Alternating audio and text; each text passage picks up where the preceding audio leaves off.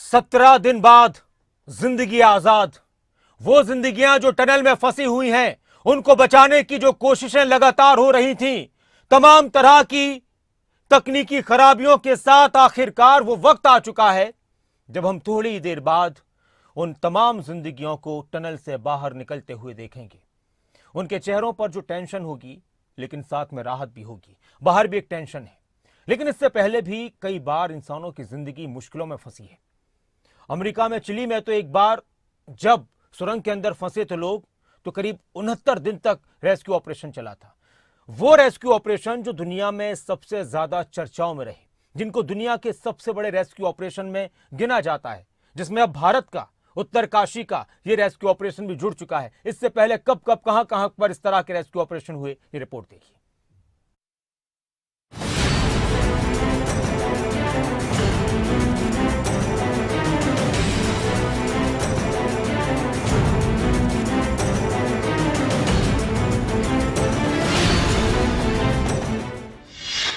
देश का सबसे बड़ा रेस्क्यू ऑपरेशन, दुनिया का चौथा सबसे बड़ा रेस्क्यू ऑपरेशन। 41 मजदूरों को बचाने की कोशिश में जुटे हैं सैकड़ों लोग। 15 दिन से ज्यादा का समय लगातार चल रहा है रेस्क्यू ऑपरेशन।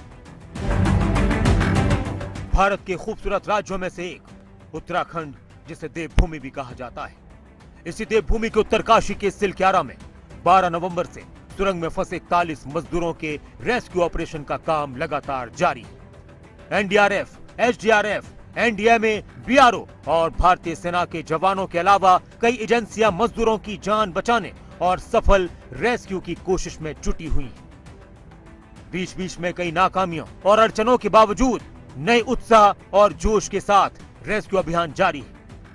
अभी इंतजार है कि कब ये मजदूर सुरंग से बाहर आएंगे। ये रेस्क्यू इतना लंबा क्यों चला, इस पर भी सवाल उठते रहे, चर्चा होती रही। लेकिन इससे पहले भी दुनिया में कुछ ऐसे रेस्क्यू ऑपरेशन हुए जो कई दिन तक चले और पूरी दुनिया में चर्चाओं में रहे।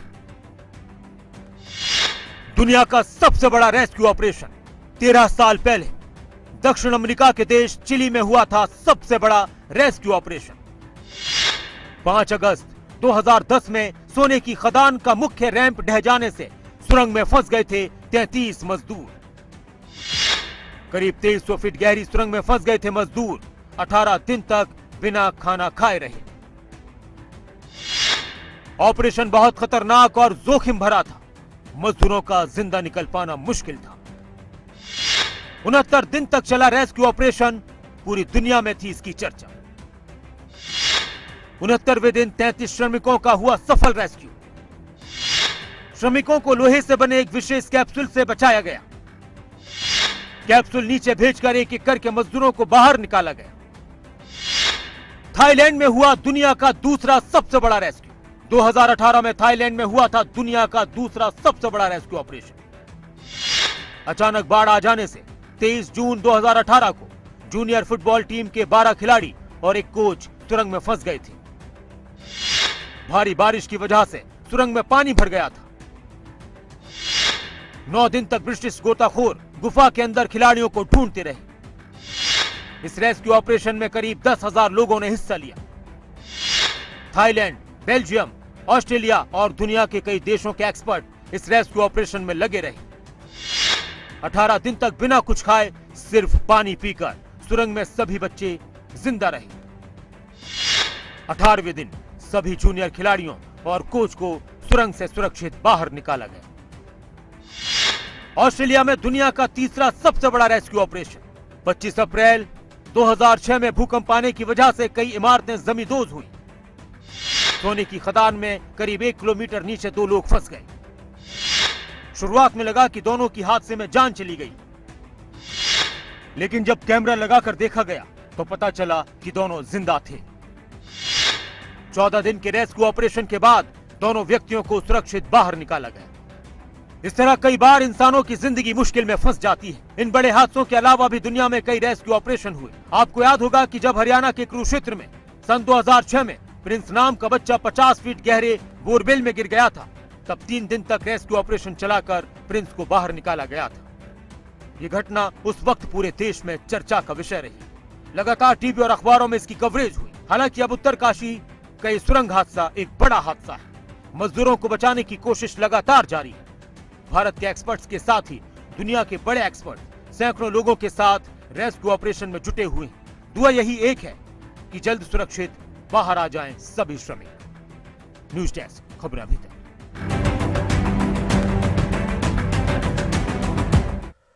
और अब बात इस रेस्क्यू ऑपरेशन की जो लगातार, ये देखिए लाइव तस्वीरें आप, ये सीधी तस्वीरें, उम्मीद की किरणें, राहत की सांसें, कामयाबी का मंजर, ऑपरेशन जिंदगी कामयाब होते हुए हम देख रहे हैं। टनल के अंदर की तस्वीरें आप देख रहे हैं, टनल के अंदर की तस्वीरें आप देख रहे हैं। टनल के अंदर रेस्क्यू ऑपरेशन जारी है, कोशिशें लगातार जारी हैं, लोगों को बाहर निकालने की जद्दोजहद शुरू हो चुकी है। कुछ पल, चंद मिनट, बस इससे ज्यादा और इंतजार न करना पड़े, अब सभी लोग ये दुआ कर रहे हैं। हालांकि ये सुनिश्चित किया जा चुका है, ये एहसास दिलाया जा चुका है, ये बयान भी आ चुका है कि अब बात बहुत देर तक नहीं पहुंचेगी। 1 घंटा या उससे भी कम या उससे भी पहले कभी भी इन सभी मजदूरों को, सभी उन श्रमिक भाइयों को बाहर निकाल लिया जाएगा जो इस टनल के अंदर फंसे हुए हैं, जो जिंदगी की जद्दोजहद से लगातार आगे बढ़ रहे हैं, जिन्होंने मुश्किलों को, जिन्होंने मौत को अपनी कोशिशों, अपने उत्साह, अपने जुनून, अपने जज्बे, अपने मनोबल से हराया है। बाहर लगातार टीमें काम कर रही हैं, हर टीम तैनात है। जिसको इस रेस्क्यू ऑपरेशन में अपना रोल निभाना है, किरदार निभाना है, वो हर टीम और उस हर टीम के सदस्य तैनात हैं। चाहे मेडिकल की टीम हो, चाहे अलग अलग एजेंसियां हो, एनडीएमए है, एसडीआरएफ है, एनडीआरएफ है, और भी तमाम सेना के टीम है, सेना के जवान सब लगे हुए हैं। टनल के अंदर आखिरी मुकाम पर है ये रेस्क्यू ऑपरेशन। एम्बुलेंस तैनात कर दी गई है, स्ट्रेचर पहुंचाए जा चुके हैं। जो रैक माइनर्स थे उन्होंने सारा रास्ता साफ कर दिया है। वो पाइप, जिस पाइप के जरिए मजदूरों को, श्रमिकों को बाहर निकाला जाएगा, उसको बिछा दिया गया है, लगा दिया गया है। डॉक्टर्स की टीम तैयार है। और आपको बताएं तो जिस तरह से ये कोशिशें लगातार आगे बढ़ती रहीं, ये सारी चीजें हमें एहसास करा रही हैं कि आइंदा ऐसा कोई हादसा न हो। हादसों पर किसी का बस नहीं चलता, लेकिन हाँ, अगर लापरवाहियों की वजह से, कोताहियों की वजह से इस तरह के हादसे होते हैं तो फिर उनसे बचा जा सकता है। तो आपने सुना भी था कि थोड़ी देर पहले खबरें अभी तक पर उत्तराखंड के कैबिनेट मंत्री प्रेमचंद अग्रवाल ने एक बयान दिया और उन्होंने कहा कि आइंदा ऐसी घटना ना हो, इसको लेकर हम ध्यान रखेंगे। इस वक्त हमारे साथ हमारे ब्यूरो चीफ उत्तराखंड से राव शफात अली जुड़ चुके हैं। राव, इस पल का सभी इंतजार कर रहे थे और अब जो कुछ पल बचे हैं, कुछ मिनट्स बचे हैं, वो इंतजार भारी होता जा रहा है। लेकिन सुकून और दुआ यही है कि सब सुरक्षित बाहर निकल आए। क्या कुछ अपडेट वहां से आ रही है उत्तरकाशी से? डॉक्टर नासिर, देखिए, खौफ और दहशत का जो मंजर था, जो काली रातें थी, आज उनका अंत हो चुका है और कोई क्षण जा रहा है जब खुशी की खबर आएगी। तमाम टीम से यहाँ पर मौजूद है और जो मजदूर हैं उन तक कुछ ही क्षणों में जो एनडीआरएफ की टीम है वो पाइप के जरिए पहुंच जाएगी और सरकारी अमला तैयार है। और जो 41 मजदूर अंदर फंसे हुए हैं उनका पल पल जो इंतजार था, अब वो खत्म होने की घड़ी पर है। जो परिजन है वो इंतजार कर रहे हैं। दूसरा, जो मेडिकल टीम है वो तैनात कर दी गई है। अंदर एम्बुलेंस की जो वैन है वो भेज दी गई है। 41 एम्बुलेंस की वैन है और 6 एम्बुलेंस की वैन अभी अंदर भेजी गई है, बाकी बाहर है। बाहर अस्थायी तौर पर एक अस्पताल बनाया गया है। इसके साथ ही जो चिन्याली सोन है सामुदायिक केंद्र, उसको तैयार किया गया है। विशेषज्ञों की टीम है, मानसिक विशेषज्ञों की टीम है। किसी तरह की कोई परेशानी ना हो, दिक्कत ना हो, एक कॉरिडोर बनाया गया, ग्रीन कॉरिडोर, और भीड़ को उस कॉरिडोर से थोड़ा दूर अलग रखा जा रहा है ताकि जो एम्बुलेंस है, जब मजदूरों को एक एक करके अस्पताल ले जाया जाए तो वो रास्ते बाधित ना हो। उससे पहले क्योंकि गड्ढा और कीचड़ बहुत हो चुका था, रेस्क्यू की टीम जब लगी हुई थी तो पहले उस गड्ढे को और कीचड़ को वहां से हटाया गया, साफ किया गया, सड़क पूरी तरह से दुरुस्त कर दी गई है। कोई क्षण बीत रहा है अब और कुछ ही क्षण में जो दुनिया का सबसे बड़ा, इसको रेस्क्यू कह सकते हैं, चौथे नंबर का रेस्क्यू है हालांकि, लेकिन इस देश का सबसे बड़ा रेस्क्यू है और कुछ ही देर में रेस्क्यू पूरा हो जाएगा, मुकम्मल हो जाएगा। जिस तरह की बाधाएं इस रेस्क्यू में आई हैं सामने, ऐसी शायद कभी किसी रेस्क्यू में बाधाएं नहीं आई। हर तरीके से रेस्क्यू को किया जा रहा था, हर एंगल से किया जा रहा था, लेकिन अब वो पल आ चुका है। कुछ ही देर के बाद अब एक अच्छी खबर आएगी और सभी जो मजदूर इंतजार कर रहे थे उनका इंतजार आज ही खत्म होगा और वो बाहर आएंगे। बिल्कुल राव, और हम बात भी कर रहे थे कि थोड़ी देर पहले खबर अभी तक पर मंत्री प्रेमचंद अग्रवाल ने ये कहा कि आइंदा इस तरह का हादसा ना हो। राज्य सरकार की तरफ से भी कोशिशें और इस पर पूरी गंभीरता दिखाई जाएगी, केंद्र सरकार की तरफ से भी दिखाई जाएगी। ये पूरे देश के लिए, न सिर्फ उत्तराखंड के लिए, बल्कि जहां जहां इस तरह से विकास के काम आगे बढ़ रहे हैं, तो ये पूरे देश के लिए एक संदेश गया है, एक सबक है कि अब किसी भी तरह से कोई ऐसी कोताही न बरती जाए जो जिंदगियों पर भी भारी पड़ जाए और उसका एक बड़ा नुकसान देश को झेलना पड़े। बिल्कुल डॉक्टर नासिर, देखिए पहले तो इसका क्योंकि परिवहन मंत्रालय की ओर से पहले जारी कर दिया गया था कि ऑडिट होगा जितनी भी इस वक्त टनल बन रही हैं। अभी हाल फिलहाल तो देखिए 29 टनल पूरे देश में बन रही है, लेकिन उत्तराखंड में बड़े पैमाने पर काम चल रहा है और कैबिनेट मंत्री प्रेमचंद अग्रवाल ने खबरें अभी तक पर भी जब आपने सवाल किया तो उन्होंने कहा कि ऑडिट किया जाएगा, यानी कि सुनिश्चित किया जाएगा कि जो सुरक्षा है वो सबसे पहले रहनी चाहिए, क्योंकि बड़ा खतरा है। ये सबक है और ये सबक आगे आइंदा किसी की जान को खतरे में न डाले, तो इसका ऑडिट होना भी जरूरी है। दूसरा, जो स्कैप चैनल बनाई जाती है उसमें लापरवाही बहुत नजर आती है डॉक्टर नासिर। जब टनल बनाई जाती है तो स्कैप चैनल का भी प्रावधान होता है, साथ साथ स्कैप चैनल बनी अगर हुई हो तो उसके अंदर से रेस्क्यू हो सकता था आसानी से, लेकिन स्कैप चैनल लापरवाही की वजह से नहीं बनाई गई या फिर कुछ और वजह हो सकती है, इसकी जांच होनी चाहिए। और प्रेमचंद्र अग्रवाल ने कहा है कि तमाम जितनी भी टनल इस वक्त बन रही है उनका ऑडिट होगा। ये अच्छी बात है, एक सबक की तरह है और जिस तरह से अब खतरा बना है तो ऐसा खतरा आगे भविष्य में ना हो। जी बिल्कुल राव शफात अली, आपसे अपडेट लेते रहेंगे। तस्वीरें हम लगातार दिखा रहे हैं, तस्वीरें सामने आ रही हैं। कुछ मिनटों का इंतजार है, फिर से हलचलें तेज हुई हैं और कुछ ही देर के बाद देखिए, जो कुछ ही देर वाला जो शब्द है ये बहुत परेशान करता है कई बार, लेकिन इस बार जो कुछ देर का जो शब्द है ये हकीकत वाला शब्द है कि वो कुछ देर कुछ मिनटों की हो सकती है। बस यही कहा जा रहा है कि अब कुछ घंटों की बात भी नहीं होगी, बल्कि 1 घंटे के अंदर अंदर, बल्कि और उससे पहले ये मजदूर बाहर आ जाएंगे। हलचलें तेज हो चुकी हैं। मुख्यमंत्री पुष्कर सिंह धामी भी वहां पर मौजूद हैं, पहुंच चुके हैं। वो भी टनल के अंदर पहुंचेंगे, बल्कि पहुंच ही चुके हैं। इस तरह की भी खबरें सामने आ रही हैं। टनल के काले अंधेरों से जिंदगियां नई सुबह की रोशनी देखेंगी। इन जिंदगियों के लिए तो चाहे शाम को निकलें, चाहे ये दोपहर में निकलें, चाहे सुबह निकलें, उनकी सुबह ही है।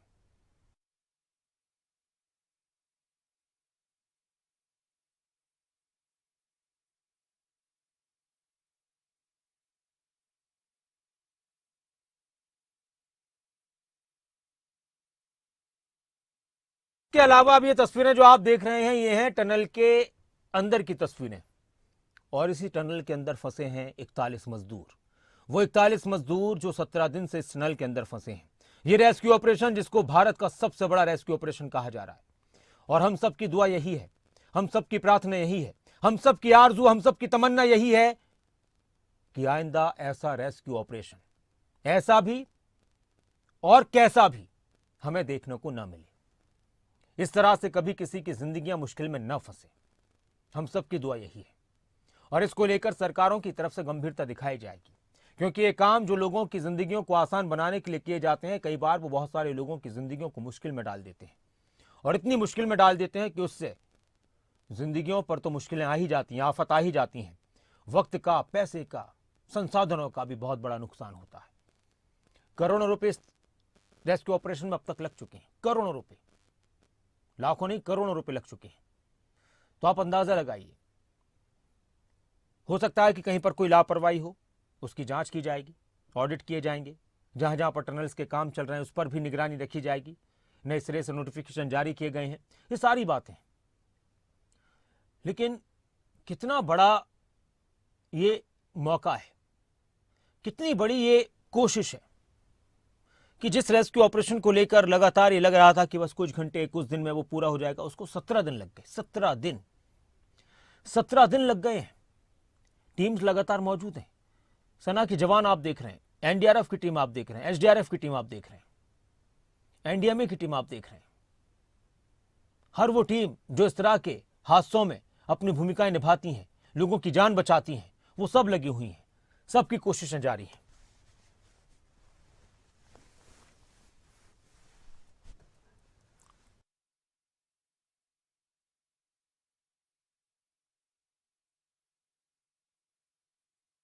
एक और बड़ी खबर आपको बताते हैं, एक और बड़ी जानकारी आपको बता दें कि मुख्यमंत्री पुष्कर सिंह धामी भी टनल के अंदर जा रहे हैं और कुछ ही देर के इंतजार के बाद वो मजदूर बाहर आएंगे। उनको टोटल उन सभी को मेडिकल फैसिलिटी मुहैया कराई जाएगी।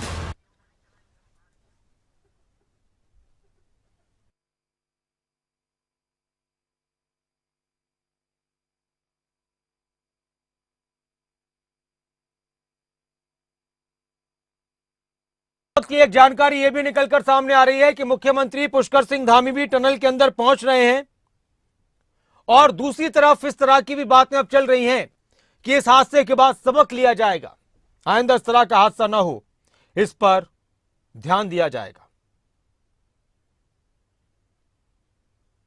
मुख्यमंत्री पुष्कर सिंह धामी लगातार वहां पर रहे और वक्त वक्त पर वो जायजा लेते रहे। उन्होंने बातें भी की। ये देखिए कुछ और भी ये दूसरी गाड़ी पहुंची है वहां पर। ये अब धीरे धीरे हलचलें तेज हो रही हैं, हलचलें तेज हो रही हैं, कोशिशें तेज हो रही हैं। वहां पर लगातार काम जारी है और कोशिश यही है कि सही सलामत, एक बड़ी चुनौती यह भी होगी कि सही सलामत सभी मजदूरों को बाहर निकाल लिया जाए। दुआ हम सभी की यह है कि सारे के सारे मजदूर, सारे के सारे श्रमिक बाहर आ जाएं और सही सलामत बाहर आएं, किसी तरह की किसी को कोई दिक्कत ना हो।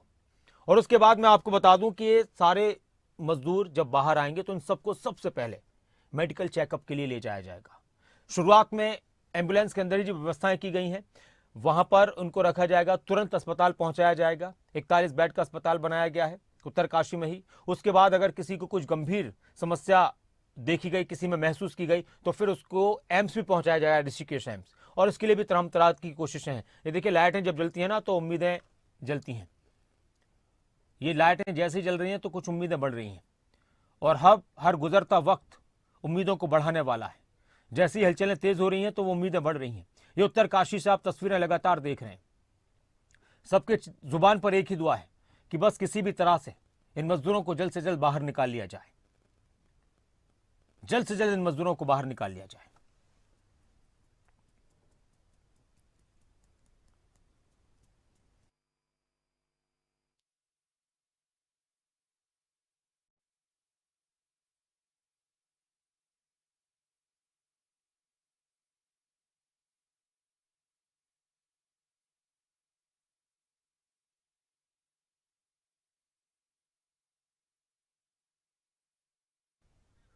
ये तस्वीरें लगातार सामने आ रही हैं। कुछ और भी तस्वीरें हैं, विंडो में कुछ तस्वीरें थी, वो आपको दिखाते हैं कि जब एम्बुलेंस वहां पर पहुंची और उसके बाद फिर एनडीआरएफ के लोग वहां पर पहुंचे, एसडीआरएफ के लोग वहां पर पहुंचे। ये वो तस्वीरें हैं। लगातार जो तस्वीरें सामने आई हैं एक के बाद वो हम सब आपको दिखाएंगे। ये देखिए ये सारी तस्वीरें जब एम्बुलेंस का सिलसिला वहां पर पहुंच रहा था। ये देखिए तस्वीर, एक के बाद एक बहुत सारी तस्वीरें आती रही और हर तस्वीर ने उम्मीद जगाई है। हर तस्वीर ने उम्मीद जगाई है। हर तस्वीर ने यह एहसास कराया है कि बस अब कुछ देर और बाकी है, बहुत करीब पहुंच चुके हैं, बल्कि पहुंच ही चुके हैं। ये देखिए बैट्स वगैरह सब तैयारियां हैं पूरी। और भी तस्वीरें हैं, वो तमाम तस्वीरें जो इन जिंदगियों को बचाने के लिए सामने आई हैं, जो बहुत अहम तस्वीरें हैं, वो इस वक्त देखी जा रही हैं। ये मैनुअल ड्रिलिंग वाला जो काम था, ये बहुत अहम काम है। ये क्या हुआ है कि जब ये ऑगर मशीन के ब्लेड्स फंस गए, फिर उसके बाद कहा गया कि भाई अब मैनुअल ड्रिलिंग की जाएगी और 12 सदस्यों की टीम इसमें लगी थी। 12 सदस्यों की। ये अंदर ही अंदर खुदाई करते हैं इस तरह से, फिर मलबे को बाहर निकालते हैं, फिर खुदाई करते हैं, फिर मलबे को बाहर निकालते हैं। कोयला खदानों में इस तरह से ड्रिलिंग की जाती है। हालांकि बहुत सारी जगहों पर इस पर रोक लगा दी गई, लेकिन इनको मालूम होता है कि पहाड़ों की नौयत क्या है, पहाड़ों की फितरत क्या है, किस तरह से उनको तोड़ा जाए, किस तरह से उनमें आगे जाया जाए, किस तरह से उनको तोड़ा जाए, किस तरह से छैन्य तोड़ों से उसको उस पर वार किया जाए। ये मैनुअल ड्रिलिंग के बाद ये काम पूरा हुआ। रैट माइनस जिनको कहा जा रहा है, जो इसमें बैठकर आगे चलते रहे। इसके बाद फिर एम्बुलेंसों का सिलसिला आना शुरू हुआ, तो फिर पता चल गया कि बस अब कुछ देर में ये रेस्क्यू ऑपरेशन कंप्लीट होने वाला है। गद्दे पहुंचाए गए, स्ट्रेचर पहुंचाई गई, वो तस्वीरें अभी आप देख रहे हैं। फिर एम्बुलेंस टनल के अंदर गई और जहां पर वो पाइप्स वगैरह जहां से मजदूरों को बाहर निकालना था वहां तक वो पहुंची। ये सारी तस्वीरें लगातार इस बात की तरफ इशारा करती रहीं कि बस अब ये रेस्क्यू ऑपरेशन पूरा होने वाला है और इस रेस्क्यू ऑपरेशन के बाद वो जिंदगियां पूरी हो जाएंगी। टनल हादसे के बीच कैबिनेट मंत्री प्रेमचंद अग्रवाल का टनल हादसे को लेकर कैबिनेट मंत्री प्रेमचंद अग्रवाल का बड़ा बयान। ऐसी घटना भविष्य में ना हो उसको लेकर ध्यान दिया जाएगा, ऑडिट किया जाएगा। ऐसी परियोजनाओं का सरकार ऑडिट करेगी। खबरें अभी तक पर ही बोले थे कुछ देर पहले कैबिनेट मंत्री प्रेमचंद अग्रवाल उत्तराखंड के।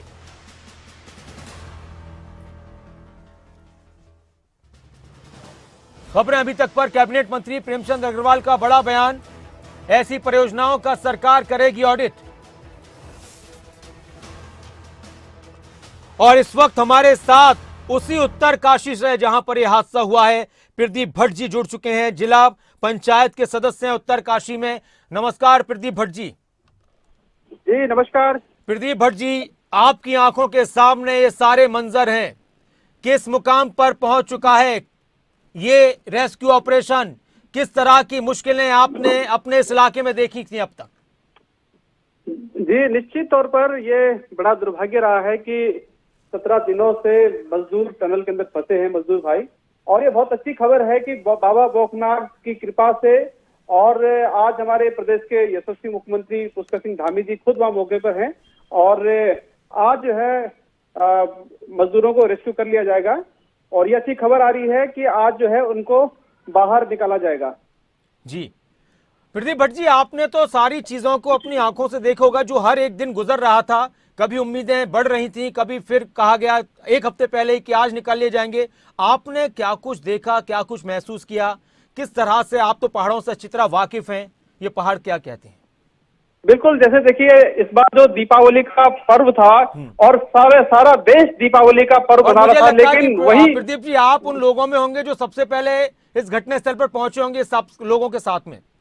बिल्कुल बिल्कुल, हम क्योंकि हमारे जनपद का था और हम आप पहुंचे, लेकिन जहां एक और पूरा देश दिवाली मना रहा था, लेकिन उसी दीपावली के दिन जो है एक ऐसी उत्तरकाशी से ऐसी बुरी खबर आती है कि 41 मजदूर जो है सुरंग के अंदर फंस जाते हैं और पूरा देश परेशान है। उसके बाद आप देख सकते हैं कि दिवाली जो है किसकी लोग दिवाली के पर्व को नहीं मना पाए और आप देख सकते हैं कि उनके जो परिजन हैं उनको उनकी कितनी गहरी चिंता थी और वो बेचारे मतलब खाना नहीं खा पा रहे थे, बहुत परेशान थे उनके परिजन। और अंदर आप अंदाजा लगा सकते हैं कि आप किसी को कमरे के अंदर बंद कर दीजिए, उसकी क्या हालत हो जाती है। लेकिन वो मजदूर तो पिछले इतने दिनों से जो है सुरंग के अंदर है, तो आप अंदाजा लगा सकते हैं कि उनके ऊपर क्या गुजर रही होगी। लेकिन मैं धन्यवाद देना चाहता हूं अपने प्रशासन का, शासन का और तमाम लोग, जितने भी लोग रेस्क्यू काम में लगे हैं, मैं उन सबको शाबाशी देना चाहूंगा कि आप सबके प्रयासों से जो है आज जो है वो बाहर निकल रहे हैं। अभी तक जो है उनकी हिम्मत को, उनके हौसले को बरकरार रखा, उनको हिम्मत दी, उनके परिजनों को हिम्मत दी। मैं सबका धन्यवाद देना चाहता हूं, जितने तमाम लोग जो इस रेस्क्यू ऑपरेशन में लगे रहे, मीडिया के बंधुओं का जो लगातार वहां की अपडेट देश को दिखाते रहे। और ये अच्छी खबर है कि अब अच्छी खबर वहां से आ रही है कि बाबा भोकनाथ जो कि जिन्होंने की घोषणा की थी बाबा भोकनाथ ने कि 3 दिन के भीतर जो है मजदूर टनल से बाहर निकाले जाएंगे, और वो सच होते दिख रहा है। तो मैं इस बात की पूरे देशवासियों को बधाई देना चाहता हूं कि मजदूर भाई शीघ्र जो है वो बाहर होंगे। अच्छा एक बात बताइए, अभी हमारी थोड़ी देर पहले प्रेमचंद अग्रवाल जी से भी बात हो रही थी प्रदीप भट्ट जी, तो उन्होंने कहा कि अब ये एक सबक है हम सभी के लिए, एक चेतावनी है और ऑडिट कराए जाएंगे जहां जहां पर टनल्स के इस तरह के काम चल रहे हैं। अब पहाड़ों पर एक तरफ विकास की कोशिशें हैं, दूसरी तरफ जब इस तरह से विकास के काम किए जाते हैं, कोशिशें की जाती है, टनल की जाती है, तो ये हादसा पहली बार देश में हुआ, इतना बड़ा हादसा, इतना बड़ा रेस्क्यू ऑपरेशन। आइंदा के लिए किस तरह की बातों को ध्यान में रखा जाए? निश्चित तौर पर देखिए, ये जो हमारा पर्वतीय उत्तराखंड एक पर्वतीय राज्य है और हिमालयी राज्य है, और यहाँ पर इस तरीके के प्रोजेक्ट जो है सफल नहीं होते हैं। और आपने देखा कि ये जोन 5 में भी ये क्षेत्र है, यहाँ पे 1991 का भूकंप पूरे देश ने देखा, और भूकंप के झटके लगातार महसूस होते रहते हैं। और इस तरह के इस ऐसी परिस्थिति में इस प्रदेश को अगर आप जो है वहां पे सुरंग बनाएंगे या इस तरीके के प्रोजेक्ट अगर बनाते हैं, अच्छी बात, अगर आप बनाते भी हैं, लेकिन जो है अगर बनाते हैं तो किसी की भी जान से आप खिलवाड़ नहीं कर सकते हैं। सबसे पहले हमारे लिए प्राथमिकता होनी चाहिए कि जीवन बचाना। आप जो है किसी के जीवन के साथ खिलवाड़ नहीं कर सकते हैं। और देखिए, जो कंपनी जो वहां पे काम कर रही थी, उनकी कितनी बड़ी लापरवाही है कि वहां पे जो है जो ह्यूम पाइप वहां पे होना चाहिए था, जिसके जरिए जो है जब ऐसी घटनाएं कभी हो जाती हैं, घट जाती हैं कि मजदूर कोई फंस जाए तो उनको निकालने के लिए ह्यूम पाइप होना चाहिए था, वो वहां पर नहीं था। और भी तमाम वहां पे जो है अराजकता का एक माहौल कंपनी द्वारा वहां तैयार किया गया था। और मैं समझता हूं कि शासन को, प्रशासन को इसको गंभीरता से लेना चाहिए, और जो कंपनी वहां पे निर्माण कर रही थी उसके खिलाफ आपराधिक मुकदमा दर्ज होना चाहिए और उस कंपनी पे बैन लगना चाहिए। और आप देखिए कि अभी यहाँ उत्तराखंड में ऋषिकेश कर्णप्रयाग रेलवे लाइन का प्रोजेक्ट चल रहा है, और वहां पर भी बहुत सारी सुरंगों का निर्माण हो रहा है। सरकार को जो है उसकी भी समीक्षा करनी चाहिए कि वहां पर ऐसी स्थिति पैदा ना हो। और इसके साथ साथ अन्य भी कोई ऐसे प्रोजेक्ट हैं, उनकी भी सरकार को समीक्षा करनी चाहिए, सरकार को मॉनिटरिंग करनी चाहिए। हेलो, बट एक बात और आपसे पूछना चाहता हूं, दिवाली के दिन का ये वाकया हम सबको मालूम है, क्या शुरुआत के जो 2-3 दिन थे या 2-4 दिन थे उसमें रेस्क्यू ऑपरेशन को लेकर मतलब कोई संजीदगी, गंभीरता नहीं दिखाई गई थी, इस वजह से भी देरी हुई है, क्या आपको लगता है ऐसा? देखिए, जो शुरुआत के जो 2-3 दिन थे वो बड़े मतलब मिस जो अव्यवस्था भरी रहा है। प्रशासन को समझ में नहीं आया, जो हमारा जिला प्रशासन था समझ नहीं पा रहा था आखिर करना क्या है, क्योंकि उनके सामने ऐसी घटना पहली बार आई और मुझे लगा कि वो अनुभव की कमी थी, आपस में सामंजस्य स्थापित नहीं हो पाया। तमाम जो आप देखिए, जब से प्रधानमंत्री कार्यालय ने इसमें हस्तक्षेप लिया है और माननीय मुख्यमंत्री पुष्कर सिंह धामी जी ने जब से कमान संभाली है, उसके बाद जो है रेस्क्यू कार्य में तेजी आई और लोगों को उम्मीद जगी कि हाँ, हम इनको बाहर निकाल सकते हैं। और लेकिन शुरुआत के जो 2-3 दिन रहे बड़े निराशाजनक रहे हैं, लेकिन हम उम्मीद कर सकते हैं कि देर आए अब जिस तरीके से वहां पे काम किया गया और मजदूरों को जो है आज बाहर निकालने के लिए पूरी तैयारी चल रही है, ये बहुत अच्छी बात है, ये बहुत प्रोग्रेस है। और मैं सबको बधाई देना चाहता हूं, जो भी तमाम हमारे चाहे प्रशासन के लोग हो, चाहे हमारे सेना के जवान हो, एनडीआरएफ हो, एसडीआरएफ हो, पुलिस के जवान हो, तमाम जिन भी लोगों ने वहां पे अपना रेस्क्यू कार्य में अपना योगदान दिया है, सबको मैं बधाई देना चाहता हूं, शाबाशी देना चाहता हूं। और ये इस ऐसी विषम परिस्थितियों में जबकि दुनिया को लगता था कि अब वो नहीं निकल पाएंगे, लेकिन आज भगवान की कृपा हो गई है। मजदूर भाई जो है, जो 17 दिनों से टनल के अंदर फंसे हुए थे, आज वो लोग जो है बाहर सूरज की रोशनी देख पाएंगे। हम सबको जो है बहुत अच्छा लग रहा है कि मजदूर भाई जो है सुरक्षित बाहर आप वहीं पर अभी डॉक्टर प्रदीप जी चलिए, बहुत शुक्रिया हमारे साथ जुड़े डॉक्टर प्रदीप। ये उत्तरकाशी जिला पंचायत के सदस्य हैं और ये वहीं के रहने वाले हैं, तो इन लोगों को और ज्यादा जानकारी है। आरती सांगवान हमारे साथ इस वक्त मेरे साथ जुड़ी हुई, आरती देशवाल हमारी संवाददाता, हमारी सहयोगी। आरती, आप सुन रही थी बातचीत, शुरुआत के दिनों को लेकर भी काफी कुछ कहा जा रहा है कि जो शुरुआत के दिन थे उस वक्त स्थानीय प्रशासन को समझ में नहीं आया कि किस तरह के कदम उठाए जाएं। फिर उसके बाद उत्तराखंड सरकार, पीएमओ की तरफ से जब इसमें दखलंदाजी की गई तो फिर तेजी आई है रेस्क्यू में। देखिए, जिस वक्त ये हादसा हुआ था और जब ये खबर आई थी कि सिलकेरा टनल में ये हादसा हुआ है, मजदूर फंस गए हैं, तो संख्या भी बहुत कुछ स्पष्ट नहीं थी कि कुल कितने मजदूर अंदर फंसे हैं। और क्योंकि ये एक रेयरेस्ट टाइप की घटना है, ऐसी घटनाएं अमूमन होती नहीं है कि अंदर मजदूर फंस गए, और बहुत ऐसी घटनाएं जब हुई हैं तो एक ऑपरेशन चलाकर ही जिंदगियों को बचाया गया है। इस बार जब ऑपरेशन की शुरुआत की गई तो उत्तराखंड के पहाड़ों के लिए कहा जाता है कि बड़े फर्जाइल पहाड़ है, बड़े की नाजुक पहाड़ है, इन पहाड़ों पर भूस्खलन एक समस्या हमेशा रखी है। दूसरा देखिए, ये वो दौर था जब मौसम का एक ट्रांजैक्शन देखने को मिल रहा था। मौसम बदल रहा था, डर ये भी था कि कहीं ऐसा ना हो कि बर्फबारी हो जाए, डर ये भी था कि कहीं एकदम से मौसम में परिवर्तन ना आ जाए, क्योंकि जब सर्दियों का आगमन होता है तो बरसात भी हो जाती है। इस बार मौसम ने साथ दिया, लेकिन मशीनें उतना साथ नहीं दे पाई जितने की उम्मीद थी। स्टार्टिंग में ऑगर मशीनों को लगाया गया, लेकिन वो मशीनें कामयाब नहीं हो पाई। कहा यह जा रहा है कि अचानक से बहुत ज्यादा मलबा गिरा। इस मलबे में बड़े बड़े पत्थर थे जिन्हें काटना मशीनों के लिए आसान नहीं था, और शुरुआत में वो तालमेल दिखा भी नहीं। अब जिस तरह से शुरुआती दौर में तालमेल नहीं दिखा, और अब जो खबरें सामने आई हैं कि तमाम तरह की लापरवाहियां बरती गई थी और कोई ऐसा विकल्प भी तैयार नहीं किया गया था कि अगर हादसा हो जाता है तो मजदूरों को बचाया कैसे जाएगा। बताया यही जा रहा है कि बेहद लापरवाही थी। हालांकि देखिए, पूरी तरह से जांच होगी, उसके बाद ही स्पष्ट होगा कि कहां लापरवाही बरती गई है। क्या कंपनी ने जिस वक्त ड्रिलिंग का कार्य शुरू किया, जिस वक्त इस पूरी की पूरी टनल को बनाने का कार्य शुरू किया गया, तो क्या शुरुआती दौर में लापरवाही बरती गई है, सुरक्षा के तमाम मानकों का ख्याल नहीं रखा गया है, क्योंकि फिलहाल इस तरह के आरोप लग रखे हैं। बड़ी बात आप ये देखिए कि अब इस पूरे मामले में जांच होगी, जांच के बाद स्थिति स्पष्ट होगी। और दूसरी बड़ी बात, ये हादसा हुआ है, जिंदगियां बचा ली गई है, लेकिन इस हादसे से सबक कितना लिया जाए ये बहुत जरूरी है, क्योंकि सुरंगें फिर भी बनेंगी, विकास कार्य फिर भी होंगे, लेकिन इस तरह के हादसे दोबारा ना हो, इसके लिए कौन से बड़े कदम उठाए जाते हैं, किस तरह की नई गाइडलाइन तैयार की जाती है। क्योंकि 41 मजदूर 17 दिन तक यहाँ फंसे रखे, और 17 दिन तक इन परिवारों ने हर दिन इंतजार तो किया, लेकिन डर के साए में परिवार जिए गए कि कहीं ऐसा ना हो कि हादसा बड़ा हो जाए, मजदूरों को बचा भी लिया जाएगा, नहीं बचा लिया जाएगा, क्योंकि बार बार मशीनें खराब होना, बार बार ऑपरेशन का रुक जाना इन परिवारों के लिए बहुत ही भारी ये दिन रखे गए। लेकिन सुकून की बात यह है कि चलिए आज ऑपरेशन सफल हो गया, और ये मेहनत अब रंग लाई है। केंद्र से लेकर राज्य सरकार की तरफ से, एनडीआरएफ की तरफ से, एसडीआरएफ की तरफ से एक लंबा चौड़ा अभियान चलाया गया। ऑपरेशन जिंदगी में बड़ी बात यही थी कि जिंदगियों को बचाना था, इसलिए बेहद एहतियात भी बरती गई, क्योंकि जल्दबाजी नुकसान कर सकती थी। जल्दबाजी से ये हो सकता था कि बहुत तेजी से मलबा धंस सकता था, अंदर फंसी हुई जिंदगियों के लिए नुकसानदायक हो सकता था, इसलिए फूंक फूंक कर कदम रखे गए हैं। अब बस इंतजार उस पल का है जब मजदूरों को बाहर निकाल लिया जाए। अब देखिए, टनल के चारों तरफ जिस तरह से एम्बुलेंस लगा दी गई है, अस्पतालों को तैयार किया गया है, और डॉक्टर्स की पूरी टीम तैयार है। अब बस इंतजार है कि मजदूरों को बाहर निकाला जाए, अस्पताल ले जाया जाए और उनकी जांच हो।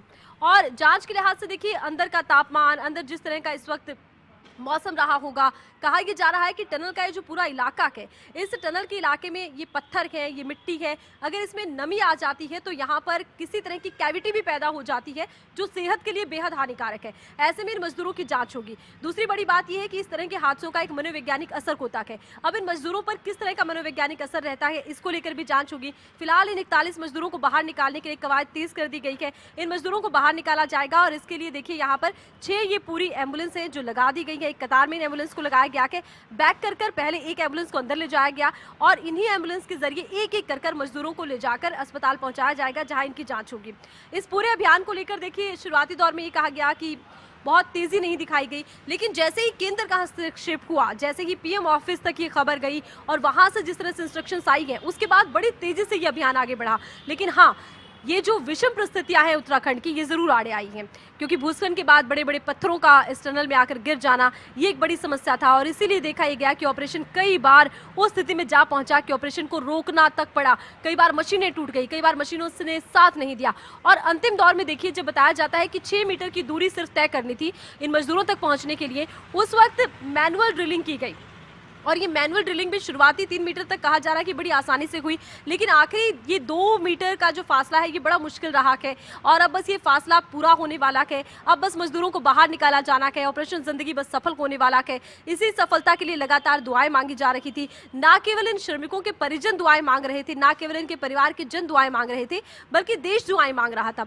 इधर उत्तराखंड के लोगों का कहना है कि उत्तराखंड की लाज बच गई है, कि इन मजदूरों को बचा लिया गया है। जगह जगह से उत्तराखंड के लोग खुद यहाँ पर इकट्ठा हो गए हैं। ना केवल ये लोग यहाँ पर ऑपरेशन रेस्क्यू देखने के लिए आए हैं, ऑपरेशन जिंदगी देखने के लिए आए हैं, बल्कि यहाँ बैठकर दुआएं मांग रहे हैं, भजन और कीर्तन किए जा रहे हैं। अब बस इंतजार है कि खुशी का वो लम्हा आए, और ये 41 मजदूर जो 17 दिन से इस टनल में फंसे हुए हैं, एक बार फिर से सूरज की रोशनी को देखें, एक बार फिर से उजाला देखें। आपका शुक्रिया, आपसे अपडेट लेते रहेंगे, लेकिन वो जो तस्वीरें सामने आ रही हैं वो आपके सामने हम लाते रहेंगे। एक छोटे से ब्रेक के बाद जल्द लौटते हैं।